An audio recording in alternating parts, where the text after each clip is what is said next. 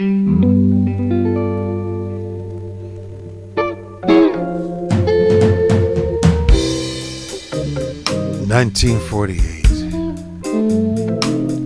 Goodhair was favored by his father. In a time when being fair was being favored, he hadn't asked for either. Being born had left him marked along his outside, the invisible sign. The contribution of both his father's worlds and his mother's cloak of many colors coated him, sealing off the impertinence of tragedians, but not of his brothers, who considered it a sin. Everybody loved Goodhair, but not his brothers, who could not fit his fortune to theirs, and wondered why he played at Indian chief, African king, Mexican cowboy, everything but what he was.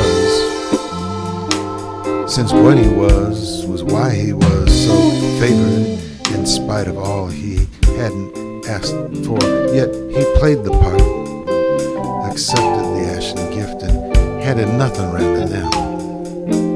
3 times the 7th son he grew, and as he grew, more freely longed to lord it over all, till, taking Goodhair in hand, his brothers pulled his prideful thing out from the house into the field, and drawing him across a preaching stone, hacked it off.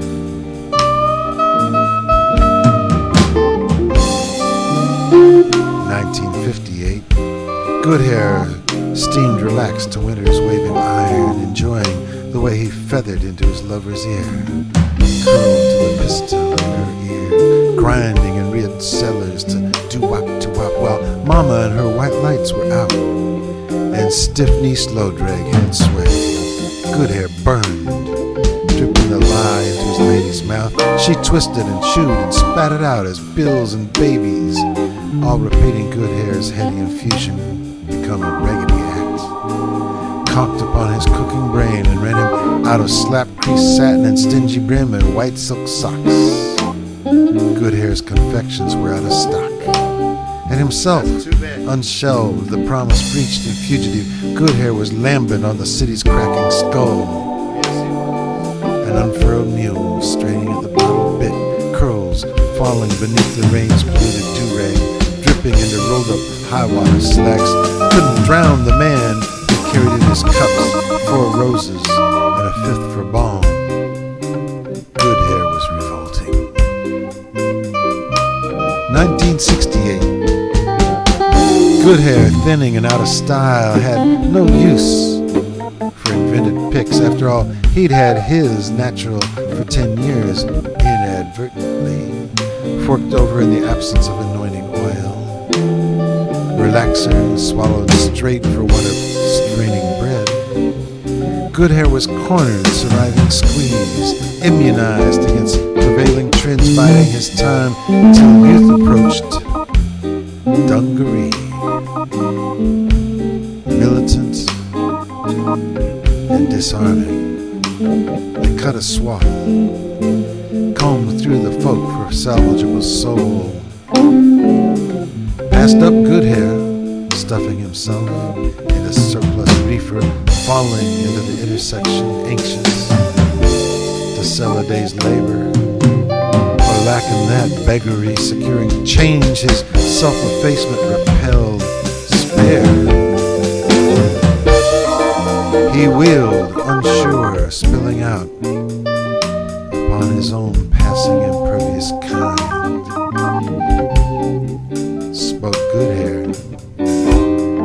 Diddy britches, you can't speak. You ain't worth the wiping anyway.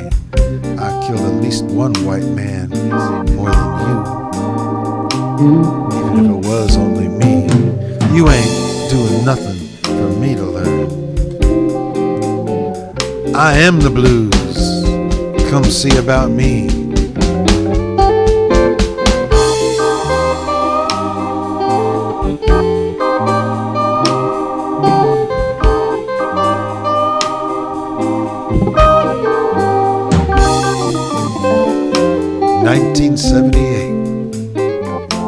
Goodhair in his element at last briefly waves his third finger and goes back to drowning. No one cares. dancing as his discs slip back beneath the surface. His one-beat samba goes better beneath. They come, they look, they leave him there.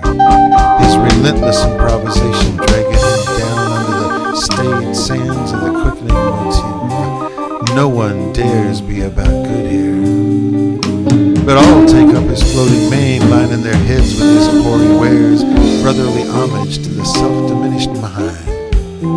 Looks nowhere for cause or corollary, prances to unchanging count, minces the meat of history. The long-playing revolutions wear the needle down. The jockey changes, but the rhythm remains.